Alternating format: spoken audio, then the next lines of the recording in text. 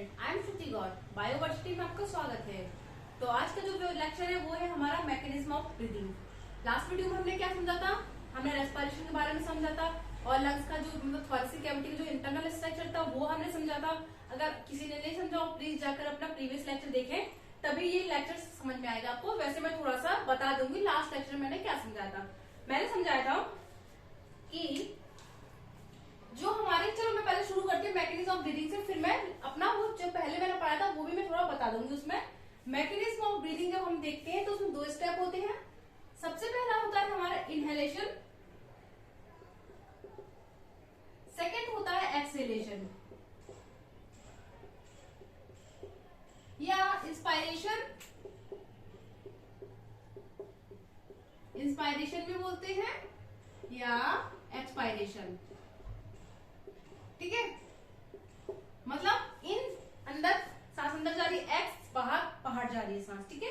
Inspire अंदर आ रही है, एक्सपायर बाहर जा रही है, ठीक है ना। अंदर आना बाहर आना ब्रीथिंग होता है। अब ये प्रोसेस होती कैसे उसे हमें समझना है। इनहेलेशन होता कैसे, बाहर की ऑक्सीजन अंदर कैसे आती है।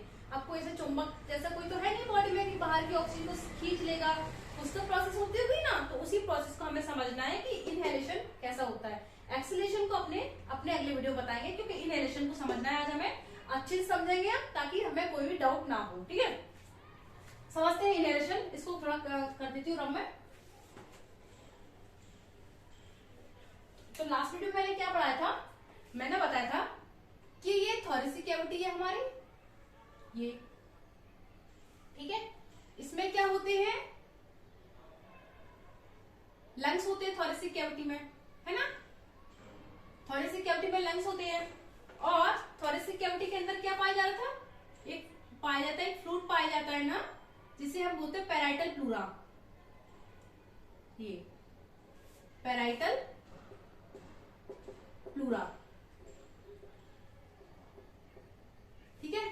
और लंग्स के बाहर क्या पाया जाता है? Visceral pleura. हमने बताया था कि जो इंटरनल ऑर्गन होते हैं हमें उनको क्या बोलते हैं? Visceral organ. और जो विसरल ऑर्गन को कवर कर रहा है वो है विसरल प्लूरा, ठीक है। विसरल प्लूरा, प्लूरा, ठीक है। और इन दोनों के बीच में क्या जाता है? प्लूरल फ्लूइड पाया जाता है इन दोनों के बीच में, ये ऐसे, ठीक है। इन दोनों के बीच में पाया जा रहा है प्लूरल फ्लूइड। ये हमने समझा था, ठीक है। बस हमको इसी को क्लियर तरीके से और समझना है क्या और क्या क्या चीजें होती हैं। तो जैसा कि ये हमारे लंग्स हैं, ठीक है। ये है हमारी थोरेसिक कैविटी, ठीक है। और थोरेसिक कैविटी और एब्डोमिनल कैविटी, नीचे वाली एब्डोमिनल का जो पेट वाला पोर्शन, थोरेसिक मतलब ऊपर वाला जहां लंग्स हार्ट वगैरह पाए जाते हैं, तो इनके बीच में क्या पाया जाता है? डायफ्राम पाया जाता है। जैसे मैं इसको ऐसे बना दूं, डायफ्राम, ये डायफ्राम, ठीक है। और यहां पे पाई जाती है हमारी स्टर्नम, ठीक है। और पीछे के साइड पाई जाती है वर्टिबल कॉलम। आगे की साइड पाई जाती है स्टर्नम, पीछे की साइड पाई जाती है वर्टिबल कॉलम, ठीक है। तो ये आगे वाला साइड क्या होता है? हमारा वेंट्रल साइड। पीछे वाला साइड होता है डोर्सल साइड। मतलब वेंट्रल जहां हमारा फेस है, हार्ट है, लंग्स है, वो वेंट्रल साइड। जहां हमारा केवल वर्टिबल कॉलम है बैक साइड, वो है हमारा डोर्सल साइड। ये हमें टर्म को समझ लिया है, ठीक है। थोरेसिक कैविटी में क्या पाया जाता है? थोरेसिक कैविटी में पाया जाता है ये लंग्स पाए जाते हैं, हमारा स्टर्नम पाया जाता है, रिब्स पाई जाती है, और क्या पाई जाती है? इंटरनल इंटरकोस्टल मसल पाई, बताती हूँ क्या होता है। अब लेटरल साइड में क्या होते हैं? रिब्स होते हैं, ठीक है। पसलियां बोलते हैं जिसे हम। तो ये कैसे जुड़ी होती है? अगर मैं इसका ऐसे डायग्राम बनाऊं तो शायद ज्यादा क्लियर होगा। जैसे ये थोरेसिक कैविटी है, ठीक है। ये है हमारा स्टर्नम, ठीक है। ये है डायफ्राम, यहाँ पे पाई जाती है ऐसे रिब्स लगी रहती है, ये रिब्स रिब्स रिब्स। और यहीं पर बीच में लंग्स रहते हैं, ये लंग्स, ठीक है।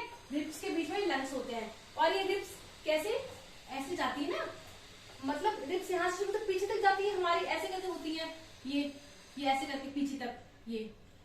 तो पीछे क्या होता है? वर्टिकल कॉलम पीछे हमारे नेक साइड से स्टार्ट होता है, जिसे मैं यहाँ पे बना दूं, ये है हमारी रिब्स, ये रिब्स रिब्स ठीक है, और रिब्स, रिब्स, ठीक है, ये रिब्स है।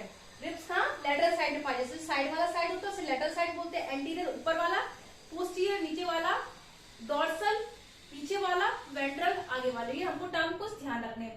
वेंट्रल साइड में ये हमारी थोरेसिक कैविटी वगैरह पाई जाती है, और डोर्सल साइड में वर्टिकल कॉलम पाया जाता है। इन्हें अगर नहीं याद रखना तो कोई बात नहीं, हमें अपनी चीजें जो क्लियर करनी है वो हम समझेंगे क्या होता है, ठीक है। अब ये जो रिब्स पाई जाती है ना, इनके बीच में क्या पाई जाती है, एक मसल्स होती है, ठीक है, उसे बोलते हैं intercostal muscle. Intercostal, coastal, coastal की स्पेलिंग क्या हो गया, कोस्टल मसल्स, ठीक है। अब ये इंटरकोस्टल मसल्स, जैसे मसल्स है ये, तो ये जो बाहर की साइड पाई है उसे बोलेंगे एक्सटर्नल, जो अंदर की साइड पाई है उसे बोलते हैं इंटरनल कोस्टल मसल, ठीक है। तो हमें पढ़नी है एक्सटर्नल, जो बाहर की ओर पाई जा रही है, एक्सटर्नल इंटरकोस्टल मसल। अभी तक क्या पढ़ा हमने, थोरेसिक कैविटी में पाया जाता है लंग्स, लंग्स के बाहर पाया जाता है विसल प्लूरा, थोरेसिक कैविटी के अंदर पाया जाता है पैराइटल प्लूरा, और इसमें लेटरल साइड में रिब्स पाए जाते हैं, रिब्स के पीछे पाई जाती है इंटरकोस्टल मसल्स, ठीक है, ये पाई जाती है। अब क्या हो रहा है, जैसे अब एयर कैसे अंदर आ रही है, हमें पता है एयर कैसे आती है, हाई कॉन्सेंट्रेशन से, यहाँ हाई प्रेशर लिख देते हैं, लो प्रेशर की ओर आ जाती है, ठीक है,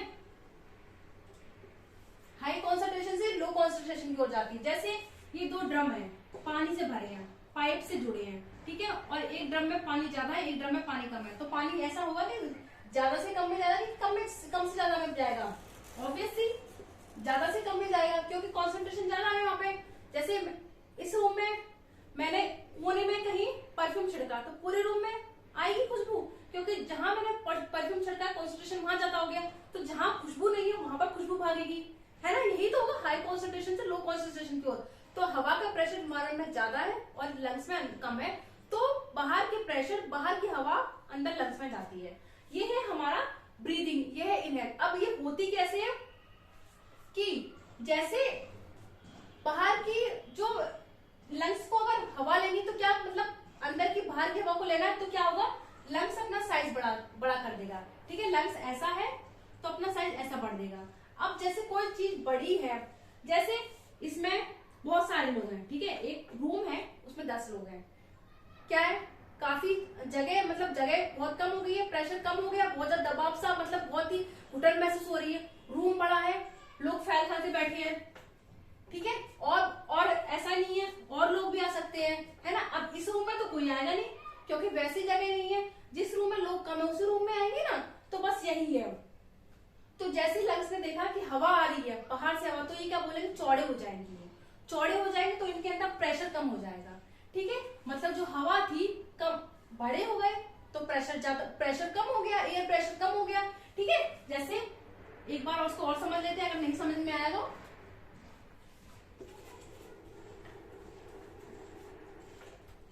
जैसे रूम है, ठीक है, रूम में छोटा रूम है, बहुत सारे लोग हैं, बहुत सारे लोग हैं, अब बाहर जाने के लिए क्या करेंगे, हटाएंगे, दीवार पे पुश करेंगे, प्रेशर बढ़ाएंगे, एयर प्रेशर बढ़ाएंगे ना, ऐसे घुटन सी होगी। वहीं रूम बड़ा है, लोग कम है, आराम से रहेंगे, चिल मारेंगे, कोई दिक्कत नहीं है ना। तो बस वही, तो ऐसा तो अब जो भी आएगा इस रूम में आएगा, इस रूम में कोई आएगा नहीं आएगा। इसीलिए जैसे लंग्स देखता है कि बाहर की ऑक्सीजन अंदर आने वाली है, वो फैल जाता है, बड़ा हो जाता है, एयर प्रेशर कम हो गया, चीज ज्यादा होगी, प्रेशर कम हो जाएगा, है ना, एयर प्रेशर कम हो गया, लंग्स बड़ा हो गया। अब ये कैसे हुआ, ये ऐसे हुआ कि जो थोरेसिक कैविटी के अंदर थे लंग्स, ये साइज में बड़े हो गए। अब ये कैसे बड़े हो गए, अब हमें इन दोनों का काम है, इंटरकोस्टल मसल का, सॉरी एक्सटर्नल इंटरकोस्टल मसल्स का, और नीचे क्या है, डायफ्राम, डायफ्राम। अब क्या होगा, जैसे एयर आ रही है, ठीक है, अब ये जो एक्सटर्नल इंटरकोस्टल मसल है वो कॉन्ट्रैक्ट होगी, ऐसे सुपर से जाएगी, कॉन्ट्रैक्ट होगी। जब हम इनहेल, जब हम कोई भी चीज पढ़ते तो प्रैक्टिकल करके देखो, ठीक है, इनहेल कर रहे हैं, रिब्स ऊपर की ओर आ रहे हैं, एक्सटर्नल इंटरकोस्टल मसल कॉन्ट्रैक्ट हो रही है, सिकुड़ रही है, रिब्स ये साइज रिब्स का ऐसे है ना, ऐसे, तो ये ऐसे हो जाएंगे फैल के, मैं जैसे रिब्स मैंने बनाया ना ऐसे बनाए, ये फैल के ऐसे हो जाएंगे, रिब्स ऐसे फैल के ऐसे हो जाएंगे। डायफ्राम, सॉरी डायफ्राम ऐसा नहीं, डायफ्राम हमारा ऐसा है और इसका स्ट्रक्चर ये सब कॉन्ट्रैक्ट होगा तो ये ऐसे हो जाएगा, ठीक है। डायफ्राम का स्ट्रक्चर ऐसा हो गया, रिब्स फैल के यहां पे बना क्यों रहा, समझ में आएगा, क्लियर ना, ठीक है। रिब्स हमारे ऐसे थे, अभी अभी कैसे रिब्स ऐसे ऐसे, ठीक है। बीच में क्या है, इंटरकोस्टल मसल। अब जैसे ही एयर अंदर आएगी थोड़ी सी कैविटी का साइज बढ़ जाएगा, कैसे बढ़ेगा, क्योंकि जो इंटरकोस्टल मसल में दो मसल्स थी, बाहर की साइड थी एक्सटर्नल इंटरकोस्टल मसल, अंदर की साइड थी इंटरनल इंटरकोस्टल मसल। तो जो एक्सटर्नल इंटरकोस्टल मसल है कॉन्ट्रैक्ट होगी, सिकुड़ जाएगी, कॉन्ट्रैक्ट में सिकुड़ जाएगी, तो ये जो रिब्स ऐसे है ना, ये ऐसे हो जाएंगे, ये ऐसे, ये हो गए, ठीक है। ऐसे थे, ऐसे थे, ऐसे फूल गए, थोड़ी सी कैविटी साइज बढ़ गया, और डायफ्राम जो बेचारा ऐसे पड़ा हुआ था कैसे आ जाएगा, ऐसे आ जाएगा, ठीक है। थोड़ी सी कैविटी का साइज बढ़ जाएगा, ये थोड़ी सी कैविटी है, ठीक है। लंग्स का साइज बढ़ जाएगा, एयर प्रेशर कम हो जाएगा, तो जो संरचना होगी, स्ट्रक्चर होगा ऐसा हो जाएगा, पहले ऐसे थे ऐसे हो जाएंगे, और फिर देखेंगे एयर कि हाँ भाई यहाँ एयर प्रेशर कम है, चलो यहाँ पे भागते हैं। वही तो होता है, जैसे लोग इस रूम में लोग, जैसे सपोज इस रूम में लोग बहुत ज्यादा है, नेक्स्ट रूम में लोग कम है, तो क्या होगा, इस रूम में से लोग वहां भागेंगे क्योंकि वहां प्रेशर कम है, लोग कम है, गर्मी वहां कम लगेगी, वहां जाएंगे। वैसे ही जो इन्वायरमेंट की ऑक्सीजन है यहाँ पर आएगी लंग्स में, बस यही है। वातावरण की ऑक्सीजन लंग्स में आती है, कैसे, जो हमारी एक्सटर्नल इंटरकोस्टल मसल्स होती है, ये क्या होती है, रिब्स के बीच में जो मसल्स पाई जाती है उसे बोलते हैं हम इंटरकोस्टल मसल, रिब्स के बीच में, ठीक है। ये रिब्स है, ऐसे इसमें मसल्स पाई जाती है, ऐसे मैं बना देती हूँ, ये इसे बोलते हैं इंटरकोस्टल मसल। अब ये भी दो टाइप की होती है, जो बाहर की साइड होती है एक्सटर्नल, अंदर की साइड होती है इंटरनल। तो एक्सटर्नल इंटरकोस्टल मसल कॉन्ट्रैक्ट होती है, और कॉन्ट्रैक्ट होती है तो जो रिब्स ऐसे है वो ऐसे साइज में हो जाते हैं।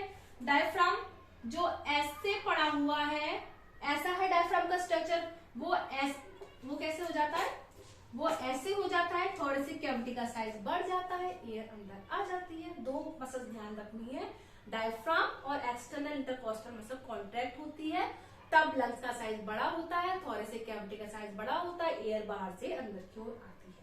ये है हमारा इननेक, ऑक्सीजन हमने अंदर ले ली, कैसे ले ली, थोड़े से कैविटी का साइज इंक्रीज किया, लंग्स का साइज इंक्रीज किया, क्यों, क्योंकि एक्सटर्नल इंटरकोस्टल मसल कॉन्ट्रैक्ट हुआ, डायफ्राम कॉन्ट्रैक्ट हुआ, और थोड़े से कैविटी का साइज बढ़ गया, वातावरण की ऑक्सीजन अंदर आ गई, बस ये है इनहेलेशन। नेक्स्ट वीडियो हम समझेंगे एक्सहेलेशन। अगर इस वीडियो में अभी भी कोई समस्या है तो प्लीज कमेंट बॉक्स में कमेंट करके बताइए, एक बार नहीं, दो बार नहीं, जितने बार समझ में नहीं आया उतने बार कमेंट बॉक्स में कमेंट करके बताइए। मैं आपको 10 बार समझाऊंगी, इससे ज्यादा बार भी समझा दूंगी अगर नहीं आएगा तो, ठीक है। तो अगर कोई भी डाउट हो तो प्लीज कमेंट बॉक्स में कमेंट करके बताइए। तो अगर वीडियो अच्छा लगता है तो please like, share and subscribe कीजिए। Thank you.